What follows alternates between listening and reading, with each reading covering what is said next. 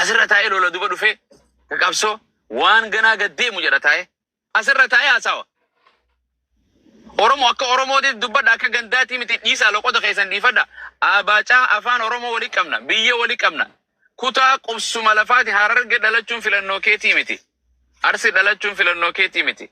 Carraa rabbisii kan dhiira ta'uunis. Ganda akkamittuma waliin jara kana waliin ani waan na ajaa'ibsu warra laayifii rafidee asirra taa'ee akkasitti iyyuu ammallee dhaadatanii sheekkootti arrabsan bar mee arra gabbee ulee arra siit dhiira jaan dubbadu naan jee bar ani duraan dubartiidha arraas ni naasawa boruus ni naasawa akkamitti gaafa gartee arsiin akkana Harargee gootu maan dubbatini gaafa maal gootu ani waan arguun dubbadha malee si jalaan oora isaan jalaan oolaan duriyyeen jabala keessaan oolaan. Malli fayyaan qabu wallahi waan Hindaatatti biyyaate. Mililik Oromoo godhinu fi wal godhu jirti ijoolleen mililik Oromoo akkana goone wallahi. Waan ni godhatan maal jettanii gaachena.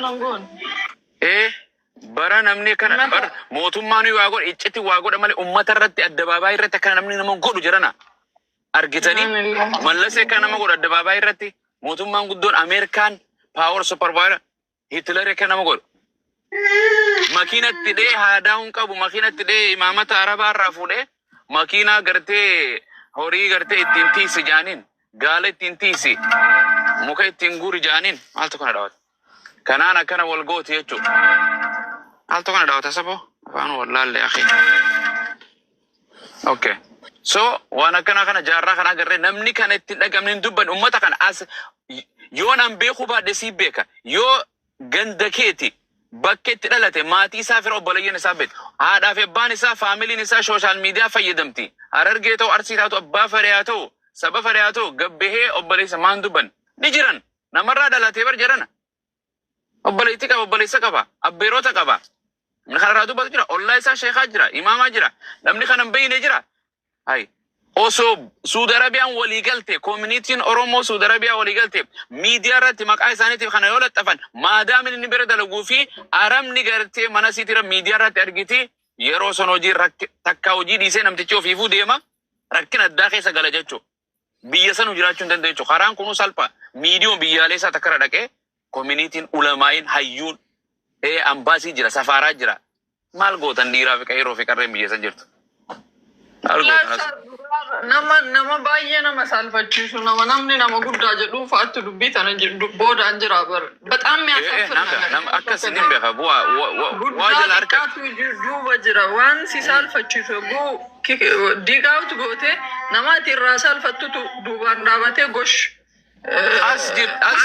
as jirti Saudi Arabiyaallee jirti hawaan kana deeggaru sheekaa keessa jira Shariifii Qeyroo Ameerikaa taa'ee Kanaadaa taa'ee Austraaliyaa taa'ee kana deeggaraa jechuu kana deeggaru jira kana deeggara jirana ani jarri kuni namummaa sin qaban bineensillee waan akkanaan raawwatu amantiillee hin qabdu wanti seeran qabdu abboomii takka hin qabdu uumuma rabbii hayawaanaa achi bar jiran asirra taa'ee lola duba dhufe ka qabsoo waan ganaa gaddeemu jedha taa'ee asirra taa'ee haasawa. Oromoo akka Oromooti dubbadha akka gandaatii miti dhiisaa loqota keessan dhiifadha. Abaacaa afaan Oromoo walii qabna biyya walii qabna. Kutaa qubsuma lafaati Hararge dhalachuun filannoo keetii miti. Arsi dhalachuun filannoo keetii miti. Carraa rabbisii kana dhiira ta'uunis. Dhiisaa warra asirraa kana feemasoota kana dubartii deeggartan jala yaatanii tawaan maaliifin dhaladhee hawaasa kamiifin dhaladhee eenyurraa hin dhaladhee of hin beeyne. Gaafa amiira dubartii godhatanii jala yaatan mana maadaamii teessee shabakaa itti naqattee mukayyafa tala teessee mee eessa jirtan dhiirti Hararge mee eessa jirtan arsiisii komandoo togguu jettu. Maal jechuu jirana? Maal jechuu jirana? Waan nafxanyaan nu godhu jiru daran harmamuraa daran isini ka waan raawwatu. Wohuma baruma sanu Oromoon hin raawwatin waan kana. Namni sabni guddaan xiqqaa dhufee hin rukutu. Gargaarsifatee qarqaarsifatee gama kanaan rukuta malee. Akkuma irra wal godhu jirtan. Jarri kun afaan Oromoo dubbataniif isin loqoda Harargee haasaweef arsii haasaweef ummata arsiitiin jedhinaa jarana. Oromoodhatti hin galchina. Naftanyaa meeqaa nu keessa jira? Gartee meeqaa jira? Naftanyaa meeqaa fuudhee teenyarraa hore? Kutaa hunda keessa. Mali galle waan amantiin irraa mul'anne aadaan Oromoo irraa mul'anne namummaa irraa mul'anne bifti isaaniitu jaldeessa fakkaate jaldeessa yeeyyii bosona keessa.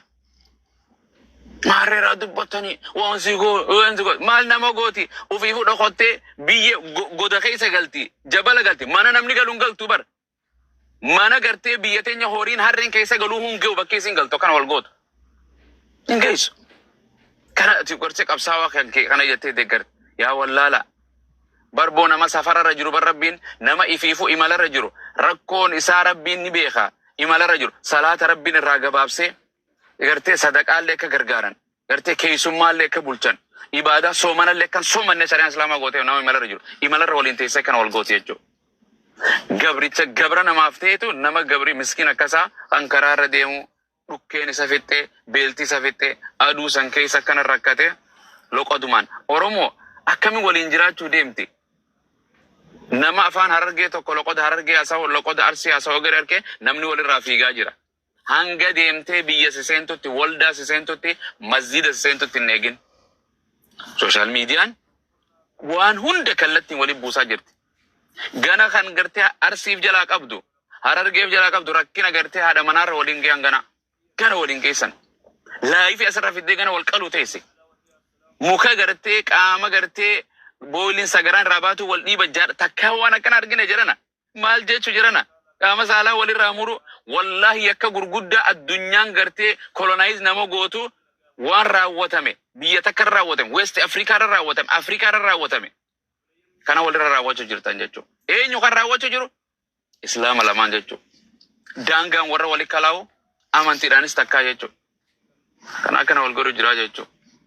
Waan fokkottu waan akkana miti wallahi silaa Oromoo irraa kan bahan taate رب السماوات والأرض ربي الذي رفع السماوات بلا عمد ترونها ربي سن أرجتن أتوبا ملت دابي كان يروتنا كيسا كان من أمانتي كيسا بوسلا روموبا إن بوري إن بو أمم ربي نرنا أمم ديرنا غودي غراج نغودي أرومو نغودي إثيوبيا نوي نغودي غرتي نا أرومو أصوب هجنا بيات هاتني أنغوتا كدبرة بسني كاني برسوماتي إسين وان والغوتن waan mul'atan ni beeytu dura Arsiin Harargee barbadeessiti duri jentun Harargeen kaan barbadeessiti Jimma kaan barbadeessiti akka Somaaleetitti daangaa rabbii kana walitti tarkaanfattan jechuudha. Qabila civil warring wal fixan jechuudha. Kanaaf rabbiin bilisummaa isinirraa tursiise alhamdulillah. Kanuma Abiyyinu sabaa sablammoota bulchu isin aangoot eenyu miidhuyatan Amaara miitan nama miitan nu malee jettan Amaarri gartee Oromiyaa keessa dhala biyyi isaa bisanumaa bar. Eenyutu rabbiin biyyi tun ta'e Oromooti jedhee kitaaba itti buuse. Takka dhageessanii wala Tawraati wala gartee matsaafa qulqulluu Quraana keessa biyyi tuni lafti tun ta'e Oromooti kitaaba jedhuun qabdan. Namni irra dhalachuun ka Ameerika dhalate biyyi isaa Ameerikuma himata. Waliigallee rabbiin lafa tana takka godhee uume jiran. Gartee rabbiin lafa tana bal'iseetuma uume. Ilma namaa daangaa itti godhee bar. Itoophiyaa jee Ameerikaa jee maal jee malee rabbiin maqaa kana itti moggaafne bar. Ilma namaati. Maqaa keetu maqaa kana sii moggaafatee bar rabbiin sitti moggaafne. Maal jechuudha. Wallahi lazim osoo dhaggeeffadha. Osoonii fi fannoo Oromoon kan miitu taate miidhamaa ani gartee fannoo wajjin dhaabbadha. Maaf jennaan namummaa amantiin leessasii ajajjee jechuudha. It's all humanity. Waliigallee? Isin hanqan takka namummaa dhabdanii jechuudha. Nama jibbisiiftan hin himatina irraa jalqabee Oromummaan hin himatina. Takka waan kana dura dhaabbattanii gamtaan dhaabbattanii gartee jarana namni akkana miidhamu kun yoonii fi obboleessa kee adeera kee eessuma kee obboleessa kee ilma kan kee ta'uu baate Oromoodha. Yoo Oromoo ta'uu baate Itoophiyaa Amaara akka feete nama bar. Bar amantuma hunda keessattuu human right animal gartee mirga namaa eenyu dhaabbata jira rabbiillee gartee bineensotaaf illee mirga godhe ilma namaatiif illee mirga godhe. Waliigallee falahu jala yaatan ni deeggartan asirra taa'ee yeroo akkasitti haasa'u ani namni kun isa gandan qabu akkana taa'ee Harargeenis asii iyyu maqaa isaanii qabeeytan kaan jookar jettan kaan jinni jettan kaan ibsaa jettan kaan eenyu jinni jettan jaankaan hundi asirra guutee kanatti iyyitu ufiifuu rakkinaaf gargaaruu hundanya geema gartee abbuma kanaan waa jiraattu. Waliigallee gisee akkanatti taa'ee dhaadatu maal jechuun namni kun nama qabri biyya bar hoogganaa biyyaati miti sooshaal miidiyaa rakka keetti taa'ee haasawa bara. Who is he? Oromootamtu bakka buufate. harargeetamtu isa beeka. Haati isa haadha nama haadhaa fi abbaa isaatuun beekne. Haati duubaa duutee awwaalamtee qabri haadhaarra takkaan arkamin akaakuu ofirra takkaan arkamin. Walii gallee ofiifuu du'a miskiinummaa beela yaa rabbii kiyya na baraari jee caammaan qabne taariiba dilasan aduu san keessa daangaa biyya meeqa Soomaaliyaadhaan Yabuutiidhaan Maarreedhaan eenyu biyya Arabaa tan adda addaatiin deemee haftee rabbiin daangaa san akka gartee isa dabarsee surxaa jalaachiisa naqee bakka horii gartee tiisu rabbi isa geesse. Waajjira mootummaa wayisan geessine horii jala taa'u jira. Horii xeema xiqqeessuu miti nabiyyoota dalagachuu jira. Achirraa qonqotee fudhattee waa nyaachuu jirtaa jechuus nyaachisaa jiran. Nama maadaamii jalatti bulu ijoolleen maadaamii isa garaftu ooyiruu keessatti isa garafaniitu namaan akkana godha jaa. Qawwee horii itti eegidanii takka tarasaa isaa hin qabne itti kannanii ablee gurrattee muka gurrattee akka gartee daangaan Arsiitii fi daangaan eenyu Harargeedhaa akka Suudi Arabiyaa keessa jiru akka Yaman keessa jirutti san keessatti akkana wal miitii jechuu jiran. Ijoollee xixiqqoo yeroo garii gartee haati ilmoo takkitti isaan qabdi miite rabbiin tokkichis hin miidha jiran. Wallahi rabbiin hin dagatu gartee waan daalimtoonni miidhamtoonni nama miidhu dalagu jiran rabbiin namumarraa kafala. Wakamaa tadiinu tudaan waanumatti dalayde biyya lafaa kanatti illee sirratti dalagan.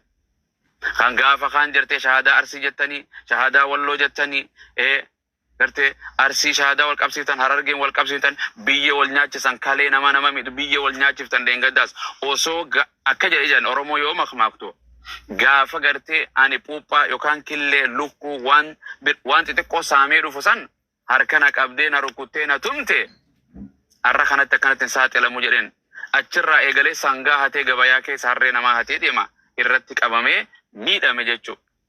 Hanqa ajjechaan isa mudatu yaa harmee tojeen osoo gartee osoo waan kun narra hin gahin dura gaafaan siffidu lukkuu hatee eenyu xixiqqoo kiichatti dhokeessee bobaa jala siffidu irraa na dhorkite kanatti ta'u jee gaafa jarri kun gandummaa leellisu dubartii saaxilan haadha mana namaa saaxilan sheeka saaxilan nama arrabsan hayyuu arrabsan abboota amantii arrabsan haadha namaa arrabsan walii gallee waan akkanaa gaafa raawwatan silaa gamtaan dura dhaabbanne akkanan taatu jarana gandummaan gandummaa rabbi subhaanahu wa ta'ala bar Qureeshiinis gandummaa bar saba meeqa kana irra nurra babbareedu qabeenya nurra qabu biyyi Arabaatun gandummaan wal miitee rabbi nabi Muhammadiin keessaan ergee ol kaate malee akkuma biyya teenya asii gargaaruu ture bar seenatti itti deebi'a.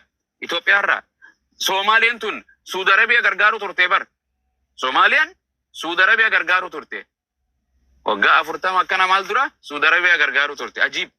Rabbiin jijjiiree irraa gartee beekumsaan isii ol kaasee qabeenyaan albuuda adda addaatiin isii kaasee kana godhe. Biyyi nuti irraa dhufne tun biyya miskiin addunyaarraa gartee biyya miskiinaan tokkoffaa moo lammaffaa sadaffatti argamtu deemaa laala. Yaman, Soomaaliyaa, Itoophiyaan gartee gaanfa Afrikaa kunii fi biyyoonni Eeshiyaa keessa garii jirtu gartee biyya miskiinummaan addunyaarraa sadaqaan gartee itti kennamtu. Abiyyiin sadaqaan jiraataa bara. Abiyyiin maallaqa addunyaarraa maallaqa sadaqaa biliyoon tiriliyoona meeqa guureeti addunyaarraa deemtu. Olii gallee? Yaa. So kanaaf jirana biyya kanaati irraa dhufne wal miina. Bakka irraa dhufne goojjoo xixiqqoo takka, hoxxee citaa takka, qorqorroo takka, irra hedduun keenya baadiyyaa dhufne. Hin dagattanii sooshaal miidiyaarra fiiltara ofii gootanii akkana qooftanii yaa jabala keessa jirtu. Amma nama adaamii jirtu. Ilma namaa irratti lubbuu akkana godhuutan rabbi subhaanahu wa ta'ala sirraa kafala. Oromoo nama jibbisiistan haqiqatan. Maal isinii jennee gartee Oromoo isin dhiisnu? Isin Oromoo miti. Oromoon tiyya baay'eedha. Warri lafarra jiru nagaa qaba. Miliyoonaan lakkaa'ama. Kana qoshaasha biyyaaf humaan godhin, maatii isaatiif humaan godhin, lubbuu isaatiif, amantii isaatiif ofuu jijjiiruu dadhabeetu laayifii irra taa'ee asii waan sadaqaatiif nagada taate gariif. Feemasoota birattis nagada birri fiddi. Araara jettanii nutti ittiin seenina. Araarri hin jiru. Siikoo mandoo fi afran qalloon wallolte hin jirtu jedhana. Wallahi wabillahi hin jirtu. Sheekootti itti gadi hin dhufina. Hayyoota itti gadi hin dhufina. Wala feemasoota jettanii isin yaama manatti durriyyeen olii gataaftu malee waan kana keessa ittumaan seenina. Namni gartee waan dubartii fitinaa dubartii janajjanaa irratti intala haraam dalee duratti ijaazaa dalee duratti wal fixu jirti. Birrii gartee hasaamtu hattu kanarra wal fixu jirti. Ganda araara jettanii tanaa miti jara keenya. Gamtaan irra kaanii duulanii nama fixa jara waan kana raawwate seenaaf kaayyadha. Mootummaan arka. gandi arka haadha abbaan isaa arka safaaraan argiti community'n argan social media kanarratti argitan jaruma kana deebitanii fiddanii saahiba godhachuu deemtan gaafa kanis isin jala dhufanii feemasa tataan lubbuu namaa miidhanii akka lukkuu fannisanii akka foonii nama kana godhan what the hell maal isin jarana yoo gaafa namni arsii tokko harargee akkas godhu harargeen akkas gootu walloon jimma akkas gootu yoo gamtaan isin hin dubbanne dhukkuba qabdan isin sheekootiin asirra jirtu abbootiin amantiitu dhukkuba wayii qabdan awwaan harkuun na dubbisa hin seenini keessa amantiin sabaaf hin dubbanne amantiin gartee durriyyee irraa hin dubbanne amantiin seexaana irraa hin dubbanne amantiin namummaa irraa bineensaaf mirga kannuu hin dubbanne siyaasa irraa amantiin hin dubbanne amantii miti kitaabni sanuuna biratti yan amantii miti namummaa نبي محمد إنما بؤست لأتمم مكارم الأخلاق هلا في جرين علمنا ما أكتي وننجراتو وما كان أوجي بنيسو تاوجي كتيراتو كان قوتو في أخلاق أبياء آداء إسان رجلا كان تولتو في وان فقدتو الرئيسي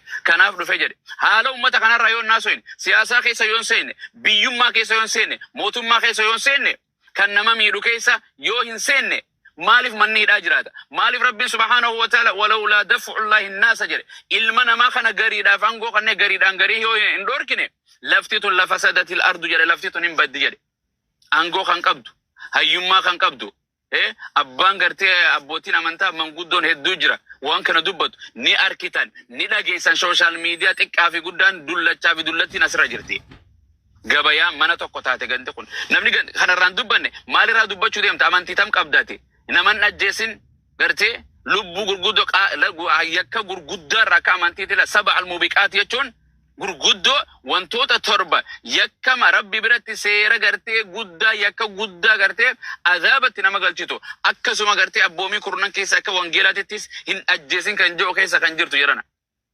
Seerummaa mootummaatu kitaaba amantii dhiisi seerummaa mootummaatu nama akka hin ajjeefne namni nama ajjeese biyyoota Ameerikaatti illee kun kalee modeen gaddallee akka fannifamu biyyi gartee biyyi takka kutaan takka Kaalifoorniyaa umaar dabarse biyyi biraa marfeedhaan ajjeefti marfeedhaan waraante waliigallee biyyi biraa umrii ta'e idimee jettee sin murteessite wanni biraa gartee waggaa 50 jettee sirra murteessite kana seerri namaatu akkasi seera rabbii dhiisi. Kanaaf nama jibbisa social meediyaan osoo gartee nageenni jira akkamitti tolti jira keenya akkamitti hawaasa amantii tamaasoyna nagaa kan mol gaafanna tokkummaa maal leellifna waliinuun jirru gartee ati waan biraa deeggarta dhukkuba addaa dhukkuba gartee HIV daranii hagandummaa kanaan nu keessa jira if keessa qulqulleessa durriyyeen tun nan ajaa'ibsitu abbootiin isiitii fi abbootiin gurguddoon amantiidhaan waan gandummaa kana yoo leellifte tanaan na jibbisiisa haqiiqatan.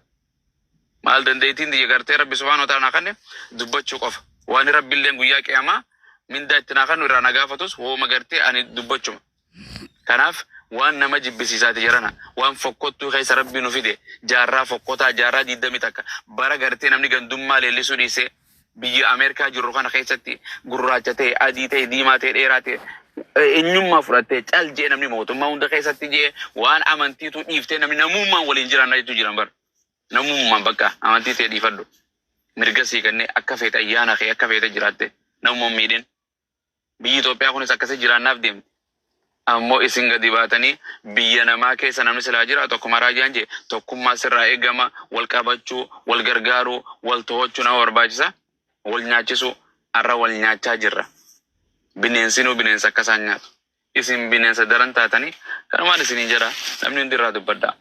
Indi sina asirra dhufanii miti haadha abbaa qabaa haadha abbaa isaatiin gahaa yoo akkam dadhabdan abaarsi rabbii isaan irratti haa jiraatu haala abbaa isii.